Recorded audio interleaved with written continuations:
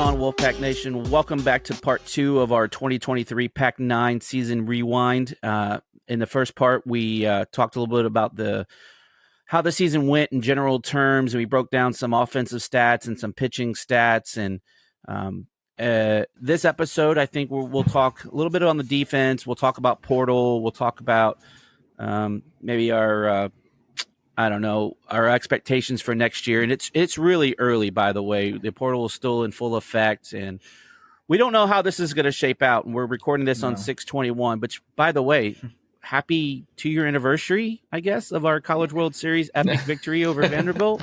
Oh yeah. I see. Yeah, you got your gear on from the College World Series and Pac 13 shirt. There you go. Yeah, that was a good time, and I guess hopefully we'll get back there in the very near future. Yeah, we'll be back. We will. We will. Mm-hmm. Yeah. So, but all right. So I guess let's jump right in. And like I said, we talked offense and we talked pitching, and I guess we'll talk a little defense. And I don't know. Like for me, we touched about it a little bit on the end of the last episode about defense and numbers wise, some good, some bad. Pretty much where we thought we were. Fielding percentage, we finished 9th in the conference at .975 for the season. That actually, though it was 9th, we were only a couple percentage points away from being like top 5. So it doesn't sound great on the surface, but it really wasn't as bad, especially as it was last year. I think we were like in the 960s, if I'm not mistaken. So I think we did statistically get better defensively.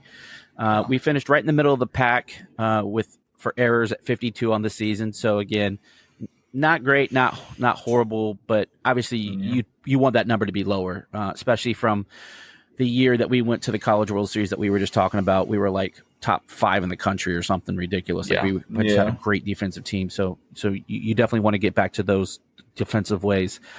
And then the one stat that I would like to see better, but there's probably some reasons why I think that we could have been better in this stat was our pass balls and defensively from the catcher.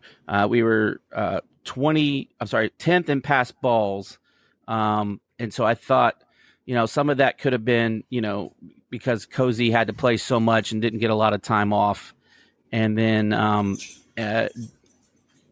we were bottom of the barrel for double plays turned at 27. So again, not getting those outs and, maybe a pass ball, putting a runner in scoring position, kind of tough, but give me your thoughts on some of those defensive stats. It was interesting. I mean, I think some of that could also be because you're having the coach call pitches too on certain situations with the pass balls stuff. That's fair. Mean, and like you said, Kozar didn't get that much rest, and that's where you probably should have had Cannon catch a little bit more in midweek games and had Kozar maybe rest and DH the midweek games. That's probably what you should have done to rest his legs. And then like one of the weekend games have Cannon catch and have Kozar catch the 2 just to give them all their rested. And now the double play part that was interesting because then you have to switch. That's where we talked about Hefner earlier. And Kalai Harrison and Payne Green, you had to move them all around because of injuries and just in general. So, I mean, you move them from short to second and then second to short and all that stuff. So, I mean. Right. No, that's some good points. And, Michael, I want to get your thoughts, and then I'll kind of chime in on both of your points. Yeah. I didn't realize that that double plays, we were so bad at that. I don't know. That's probably that feels like a luck kind of stat too, because if you got to have somebody on base to turn a double play, so right, and it's got to be had an infielder, right? So yeah. And I don't know, so I don't even know what to make of that. But yeah, I pass balls. It was kind of an issue, but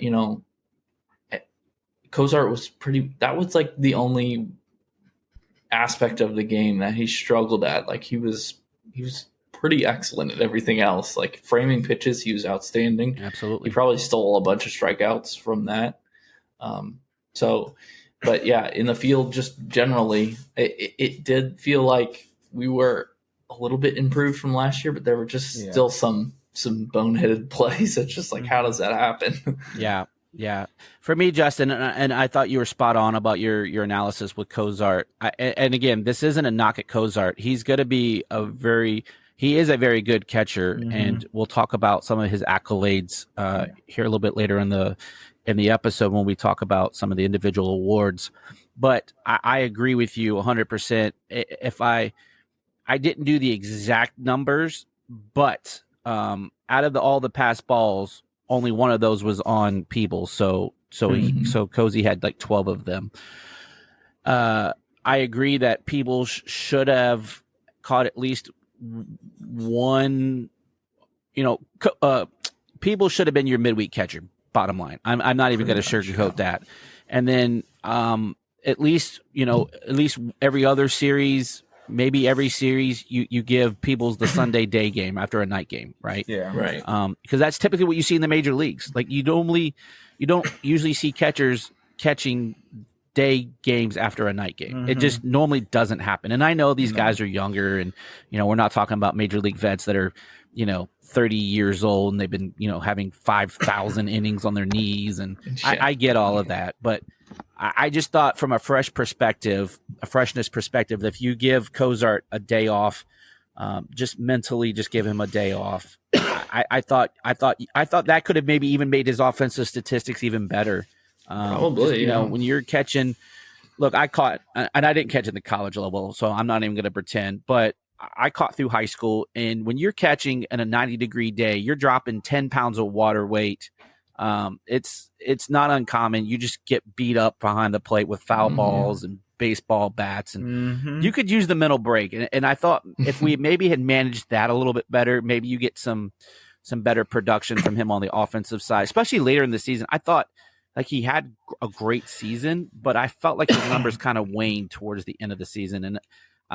And that's just eye test. I don't have any data to back that up, and I could be completely wrong, but it just felt that way. But I know he caught over 95% of the innings. I do know that for a fact. And so, yeah, it's going to make it much more tougher. It's a lot. Yeah. It's a lot. And I think leadership-wise behind the plate, he did a good job behind the plate. Oh, 100%. Especially near the end of the year, too, you could see the leadership. Like, even when we were struggling against Carolina, you saw that leadership right there trying to get the pitchers and everybody to calm down and try to relax. You could see it. Yeah. I think he's a really good catcher. I really do. I thought he did a great job, like you said, Michael, framing pitches. He was definitely probably top 2 or 3 in the conference, if not number 1. I thought he did a really good job of holding runners. I know he threw a couple people out at first this year. I think a 1 or 2 plays where he threw behind a runner at second, and I think he got them out. And I thought he did a decent job throwing people out at second as well. So, and he's only a sophomore, by the way, so he's still going to continue to get better. And I think we'll see. I think we'll see an even better Cozart next year. And we'll talk about that as we kind of project the next season. And then, to your point, Michael, the double play thing is just a weird stat, and I don't know how much stock you put into it, but it is just something interesting to know that, and to Justin's point, I think some of that is chemistry and timing. Probably, yeah. So you got guys that you're not used to relaying to and throwing, and kind of knowing where they play and cheat and do all those things. So I think there's something to be said there with because of the flip flop. And by the way, talking about that, I thought that was a really good move because we kind of did the same thing last year with Peyton Green when he was struggling at short. We moved him over to third, and I thought he got better playing third. And again, I thought the same thing this year, that he definitely struggled at short, and Kalai Harrison definitely shored that up once he got to short. Kind of, what are your thoughts? Either Justin or Michael can take that. Yeah, I agree. He was struggling a lot at short. I mean, point blank simple. Not going to sugarcoat it. I mean, his bat was good when he was at short. Don't get me wrong. But when we went over to second base, his bat was still decent, but his defense at short wasn't as good as it was at second. I thought it was a little bit better at second. He still struggled at second, but I think to me, it looked a little bit better at second. Yeah, I would agree. Michael? Yeah, no, I agree. I mean, the move seemed to help him out a little bit. I don't know if it was just pressure wise or because it's a little easier playing second than short, but it definitely looks like it helped. Yeah. Yeah, I mean, when you're talking positions on the field, the three most, in my opinion, are right up the middle. You have your catcher, your shortstop, and your center fielder. They all play pivotal roles in running your defense. And when you have a guy that's struggling defensively, you definitely need to shore that up. And I know offensive production is huge, but the three positions where you want to make sure you're defensively strong and you're not as much worried about the offense are those three positions. Mm-hmm. You have career shortstops like Omar Vizquel, who was like a 250 hitter, but he played like 50 years in the major league because he was sound defensively. You have catchers the same way. One I think of is Tony Pena back in the day. I'm an old guy, so he was another guy that probably hit low 200s, but he played forever because he could call a game and play defensively. So for me, it's I would rather you be defensively sound and not give up runs because you can win a game 1-0. It's hard to win a game when you start giving them 7, 8, 9 runs, right? Right. Yep. So, good point. Yeah. Okay. So I think we've talked enough about the defense, and again, we say all of that. We were better defensively this year. I mean, the statistics do bore it out. Again, there was room for improvement. There's always room for improvement. I don't think you should ever settle on your laurels, and you should always get better. But there was some individual success this season, and I'm going to drop a couple of things here and kind of get your guys' thoughts, and maybe if you thought anyone was snubbed or maybe deserved better. But you had Dominic Fritton, who was on the all-freshman team. You had Jacob Cozart was second-team All-ACC. You had LeJames Groover III, which is third-team All-ACC. And then you had Kenan Peebles, which was the ABCA. So I don't know what that part stands for, but he was the ABCA Atlantic All-Region second team as a designated hitter, not as a catcher. So kind of give me your thoughts on those personal awards. Go ahead, Michael. Yeah, I thought Groover being third team, I thought he would at least be a second team choice there with Cozart. It seems like they obviously play different positions, but obviously I would say Groover had the better season than Cozart this year. But yeah, no, I think that's great for those guys and the recognition of that. Yeah. Justin? I think that's about right with them because, Groover was moving. This was his first year playing third base. So, to make it where he made it on the team, I thought it was pretty decent. But I agree with Michael. I thought Groover should have been up a little bit, maybe more. Yeah, that would be my argument as well. The hard part of it is, and you see it in basketball too. And I don't know how they do. I know we do know how they do the basketball rankings as far as you get points, and it's not quote unquote position. So they probably are doing it by position for baseball, but you have a lot of talent in the ACC. There's so much talent. You're gonna have a ton of guys go in the first round, and it's a competitive league. But to your point, for Groover's first year at third, because that was the one question we didn't know where he was going to end up at, right? Because last year they had him. I think he started the season in left field, then he ended up at second base, and I think he even played I don't know if he played any third last year, but I know he definitely played first towards the end of the year. He did play first. He was basically a nomad, and you just didn't know where he was going to end up. So for them to be able to find him a position, and now there was some bumps and bruises along the way. He kind of led the team in errors. I think he had like 9 or 10. But for his first year playing that position, I thought he did a really good job because really that's pretty much the only place you could have put him at this year with the talent. Now, and again, it goes back to the just not trusting your bench players, right? And I think that's the one thing, and we didn't really talk about it on the pitching, and maybe we'll come full circle on that and just talk about the depth. I think that's the one thing that State has to do moving forward is develop depth on their bench and develop a trust in those players where when you put them in, you're going to be okay with them learning and getting better on the fly. The pitching staff, you had guys like Wynn Scott, who, again, he was injured early in the season, had some arm issues, and he came back, and he would throw against Boston College, and then you wouldn't see him basically almost until like postseason play, right? When you kind of had to pitch him out of necessity because that's you're throwing a lot of innings in a short amount of time. So, you had guys like we were high on Creed Watkins coming in, and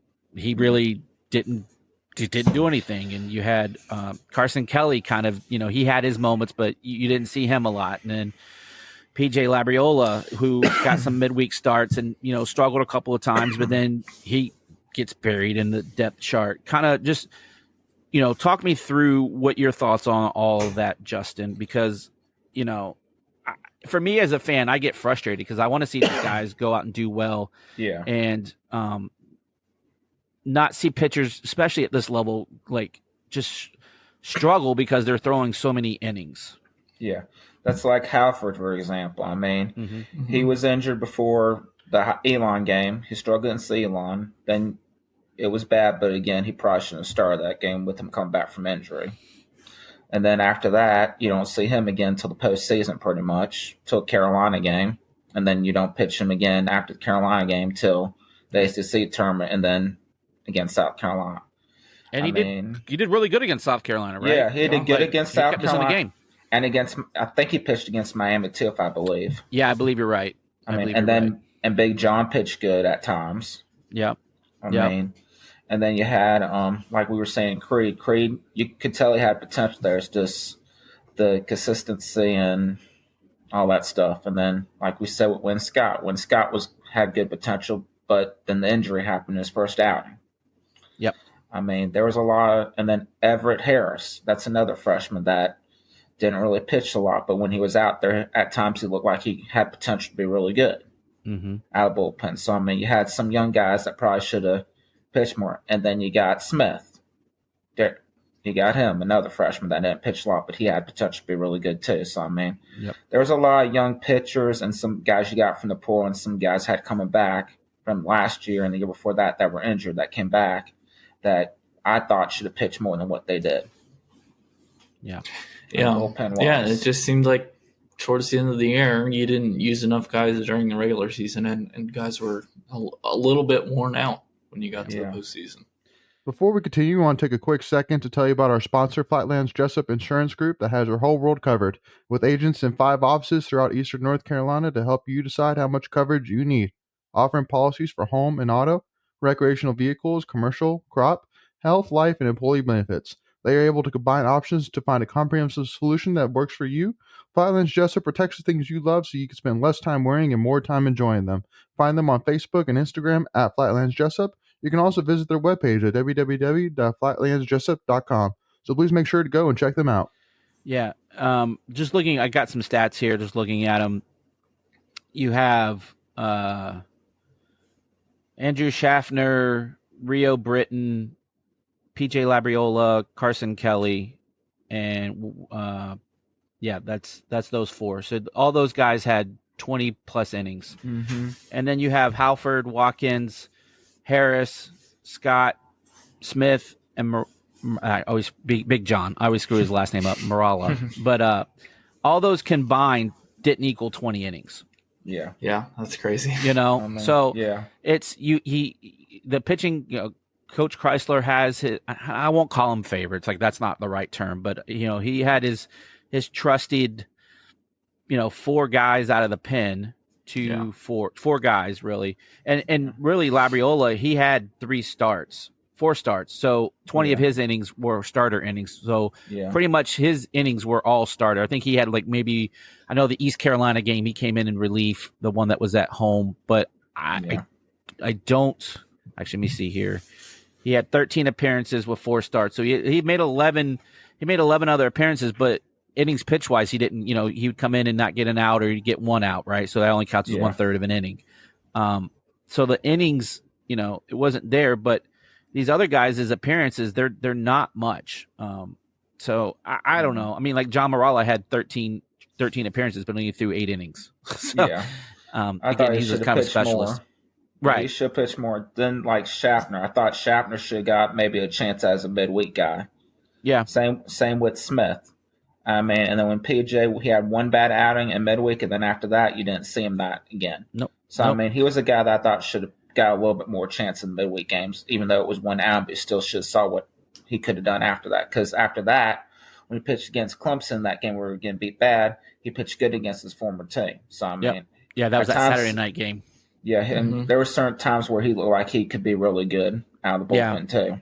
Yeah. So, kind of, Michael, what are your thoughts? Because, I mean, I don't know, the eye test, because you had guys like that just, it felt like they were getting overused. And maybe I'm wrong, but kind of what are your thoughts on all of that?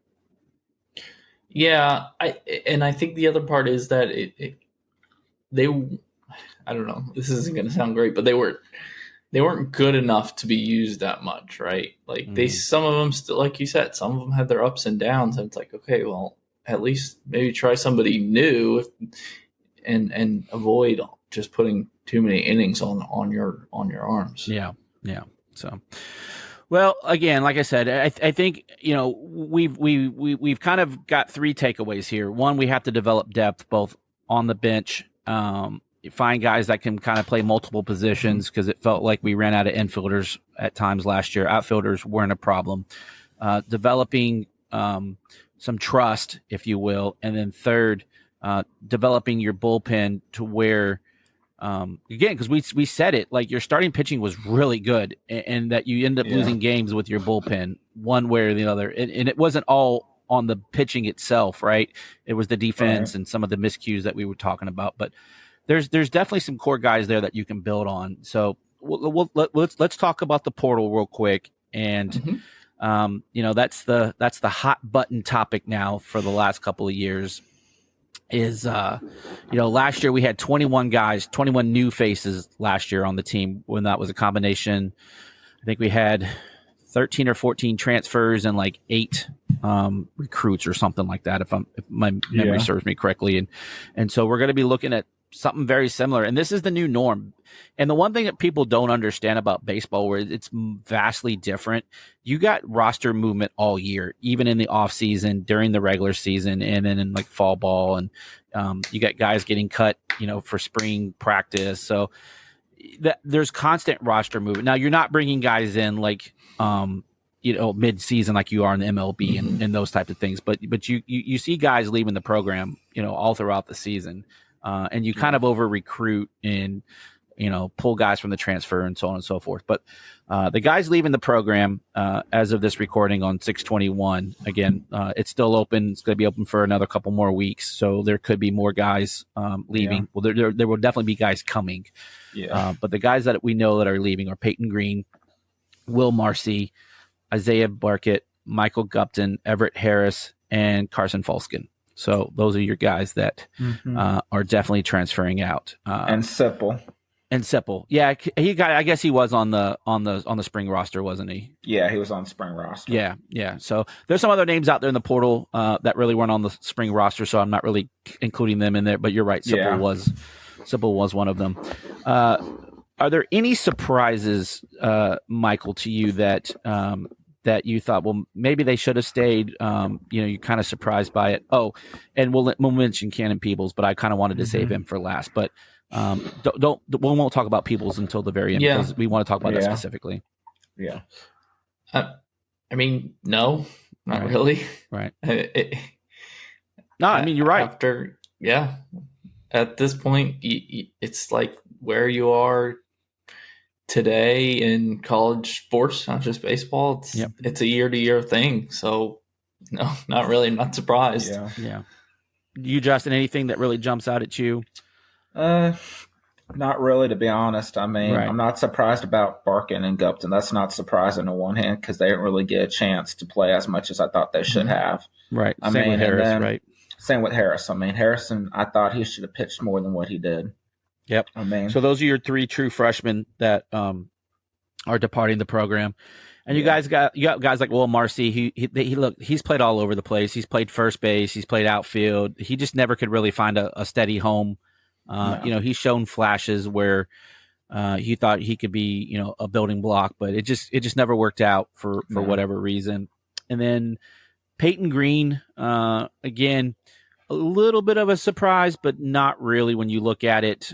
You got a guy that came in very highly touted. You could kind of tell the writing was on the wall when, he gets moved from short to third and then short to second. I think, he really wants to be a shortstop, and I don't think that was really his future position here at State. So I think, that was kind of a no-brainer. Yeah. Which leads us to Cannon Peebles. And I think, that's gotten the most buzz out of all the names in the portal. That's gotten the most hate, if you will. That broke on Sunday.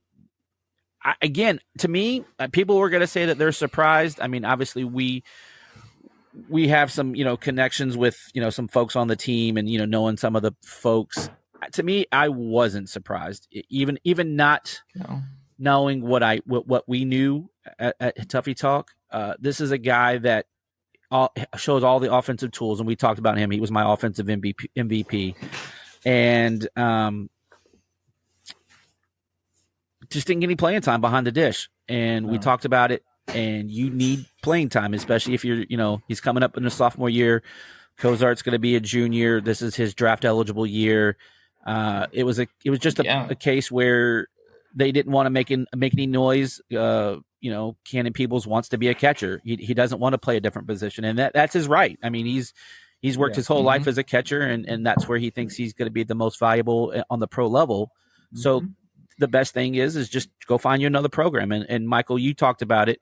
That's exactly what the portal is designed for. So kind of give me your thoughts. Right. Yeah. I mean, it sucks, of course, but he playing him more. I think he probably could have and should have played more as a catcher, like we were talking about earlier, but I still don't think that would have prevented him from leaving, because next year would have been the same situation with Cozart in his draft eligible year. He would have been playing probably as much as possible. Yeah. So, it is what it is, but it is. It's tough. And you get all the conspiracy guys out there. Oh, it's NIL, it's this, that, and it just really isn't. He doesn't like Avent. He hates State and all this craziness. And then they're like, well, if you knew you were playing behind Cozart, why did you commit? And these guys don't know, this stuff when they commit, because they got to commit so early nowadays. You don't know who's going to end up in front of you. But just real quick, Justin, give me your thoughts. I mean, with Ken's situation, in the fall he didn't play. He didn't even practice or play that much in the fall because he was injured in the fall. That's right. So you didn't know what you were going to get from him, and no one expected him to break out like he did. In all fairness, I mean, let's be honest. Did I see it coming? I saw it have potential, but I didn't think it was going to be a breakout like he had. Right. I'm being completely honest on that. Yeah. I mean, and then you go when we were talking about Peyton Green and Will Marcy. I think those are two guys that just need fresh starts somewhere else. That be fresh starts would be good for them both, I think. Yeah, that was the one thing you brought up. I think it was either his shoulder or elbow. I think it was shoulder. I forgot what it was, but yeah, I can't remember which one it was, but the coaching staff helped him out getting his surgery done and all of that. So, their family was very thankful for everything that State has done. So, again, these kids just go out and, you only get one chance at this, right? And you want to go out and do your best and get evaluated. So, all right, moving on. We got two guys coming in. And Brett Banks is a pitcher from UNCW. And again, as this recording, we just got a new one today, Garrett Pennington from Wichita State. Real quick, his numbers, I won't go into all his numbers, but the two numbers that, fans pay attention to was home runs and RBIs. He had 15 home runs and 55 RBIs. That would have led the team this year in both of those categories. Yeah. So you're getting a guy, again, where we've lost that power, right? Cannon Peebles had, I think, 12 home runs on the season. This guy's giving you 15 home runs, and Peebles had 50 RBIs, and this guy has 55. And I know they play different positions, but from an offensive production, you could be breaking even on that stat. So I think that's an important thing moving forward. Yeah. And they're both draft risks, too, so you never know what's going to happen with the draft with them, too. Correct.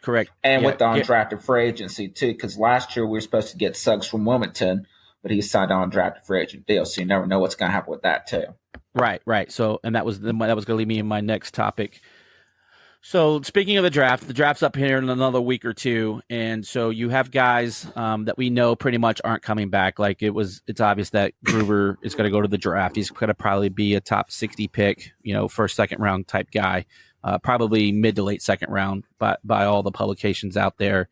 So you have Creed Watkins, which he kind of left the program and was doing his thing in some independent ball, so he won't be coming back. And then eligibility wise, you had Baker Nelson, Trevor Candelaria, and Parker Nolan. I think there's someone else too that I'm missing. Trying to think, Sam and Whitaker maybe. Sam has another year, and Whitaker does too. They can technically come back. Yeah. Trying to think, there was another one, but I can't think. Yeah, I think there's one more, and it's escaping me. But and then you have a bunch of guys, Carter Trice, who's out there doing his thing at the combine. You have Noah Souls, who can potentially come back for another season, whether he does or not. Mm-hmm. Palali, Rio, Willitson, and Labriola. All those guys are draft eligible. We'll see if they get picked up. And then probably not coming back is Sam. He got his degree this spring. He does technically have one more year, but he's a guy with some injury history, and that he probably.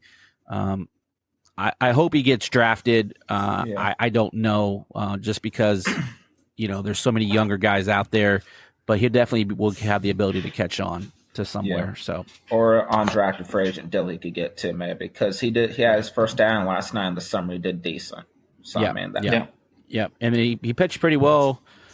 I think it was yesterday I saw he had some decent numbers. So and then real quick, before we wrap this up, there's some guys that are coming back that you're going to be building around next year. You have Chase Nixon. I think is going to be a big piece next year.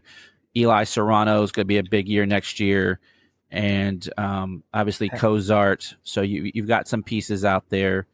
Hefner, I think is going to be a big piece next year. I really do. I think he's going to have a chance to break out. And Halford pitching, I think he's going to be good. I think Win Scott will hopefully get some looks next year. But Jacob I don't know. Jacob Denise, that's another good arm to have coming back after being injured last year. Yep, and we have about a top 20, top 25 class coming in next year. Yeah. And the ACC is going to be tough again next year. I don't expect it to drop off too much. So, and again, like we said, there's going to be a ton of transfers coming in. And so it's really hard to kind of talk about what you're going to have for next year, because we mentioned the 21 new faces next year. We're going to probably have as many, if not more, coming in next year. So, any final thoughts on the season? Anything we didn't kind of touch upon that we probably should mention? Eli had a pretty good year, I thought. Yeah, defensively and hitting wise. I mean, hitting was okay, but his defense was very good at first base, considering it was his first year in the ACC. And then you have a guy at third base who hasn't played third base before, pretty much technically, in Gino Gruber. So I mean, he did very good at first, I thought, considering. Yeah, I think obviously my freshman of the year on the offensive side would be Eli, and on the pitching side it's definitely Dom Fritton. So those are some pieces that we'll be excited to have next year. And then it'll be interesting to see what they do with Fritton. Will he move back into the starting lineup? Will he be a bullpen guy? My guess is he probably comes into the starting lineup, just because you could be losing, you're probably losing Sam, and then you can lose Willitson and Whitaker at the same time. So you're going to need someone to step up, and he might be your Friday guy. But who knows? Yeah. Who knows what happens? Because, like I said, there's tons of room. There's still tons of spots open for the portal. So who knows? We might go get a stud pitcher coming in, and all that changes. Yeah, it sounds like we might be getting one soon. I'm hearing so. Yeah, all right. Well, stay tuned. Okay. All right, stay tuned. I like that Twitter teaser. So definitely, we'll wrap on that note. So obviously, Justin, give any state baseball fans, if you're not following Justin Cooke on like Instagram or Twitter, you definitely should. He drops every nugget that is known out there for state baseball. When Pennington announced today, I couldn't even find it. So I don't know how Justin does it. He's very plugged in. But Justin, give us your Twitter handle real quick. All right, it is. Let me make sure I say it right. I don't want to mess it up. I'll put him on the spot. We'll put it in the description too. No, it's Justin L. Cooke. Okay. With All the right, E at so- with the E at the end. Yeah, that's right, with the E. So, but yeah, go give Justin a follow for baseball. He's always, and he follows all the sports too. It's not just baseball, Yeah. but he is the Pac-9 whisperer, as Yeah. I call him. Yeah. So, And you'll see me at the women's basketball games too. I'll yeah, be there. Justin's always at women's basketball too. There you go. Yep. So, all right, for Justin, Michael, and myself, we appreciate you guys tuning in, and as always, hit that like button, subscribe if you haven't already done so. Follow us on Twitter. We just hit 13,000 followers on Twitter, so we got another milestone there. But our next milestone, we're trying to fill PNC with Twitter followers. So I think we got to get to about 19,000. So we're hopefully going to get that soon. But as always, Wolfpack Nation, we appreciate you, and we'll see you next time. Go Pack.